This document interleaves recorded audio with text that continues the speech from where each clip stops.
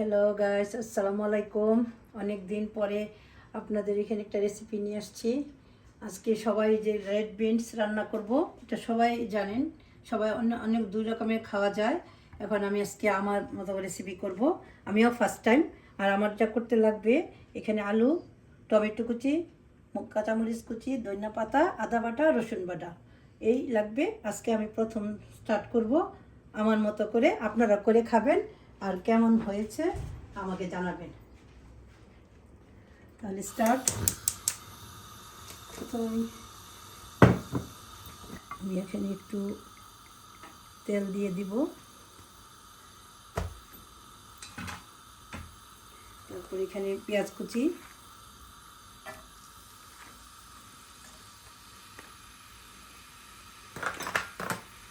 কাঁচামরিচ কুচি, পেঁয়াজটা আমি একটু ভেজে নিব 2 মিনিট।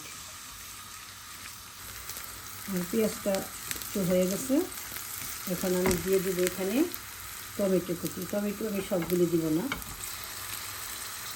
বেশি লাগবে না।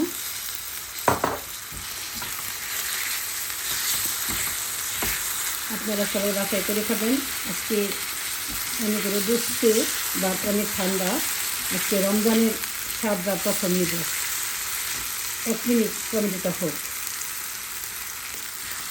টমেটোটা একটু নরম হয়ে আসছে, এখন আমি দিয়ে দেবো একটু ধনিয়া ফাঁকি, একটু হলুদের ফাঁকি, বেশি লাগবে না, অল্প। বাস,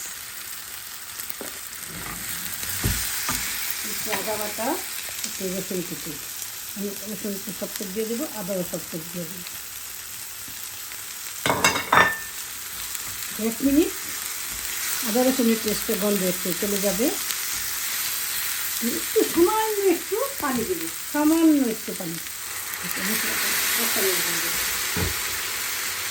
একটু 1 মিনিট আদা রসুনের পেস্টে একটু হলে গন্ধ যাবে। লবণ দেবো, বেশি লবণ দেবো না। আমি লবণ দিয়ে বিনসটা আমি সিদ্ধ করে নিয়েছি, একটু কষাবো, তারপরে আমি দিয়ে দেবো। আমার মশলাটা কষানো হয়ে গেছে, এখন আমি বিনসগুলি দিয়ে দেবো। কীভাবে করে খেলে মজা লাগে। লাল বিনস অনেক প্রকার রান্না করা যায়। আজকে আমি রমজানে যেভাবে বুট রান্না করি ঠিক সেইভাবে রান্না করি। এখন আমি দিয়ে দিব আলু, আমি একটু ভেঙে দিয়ে দিব আলু। অনেকে ছোটো ছোটো করে কেটে দেয়, বাট আমি এইভাবে দিই, ভালো লাগে।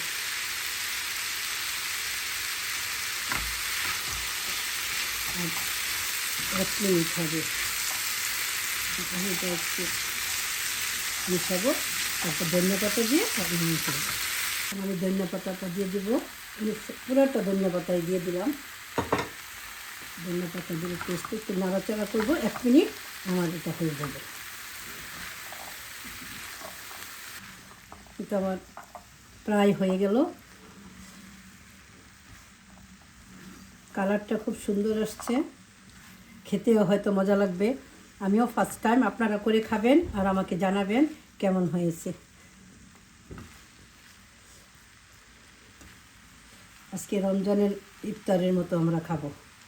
এই তো হয়ে গেল আমার সুন্দর একটা রেসিপি শেয়ার করলাম। ওকে, লাইক কমেন্ট শেয়ার করবেন যদি ভালো লাগে। আল্লাহ হাফেজ, বাই।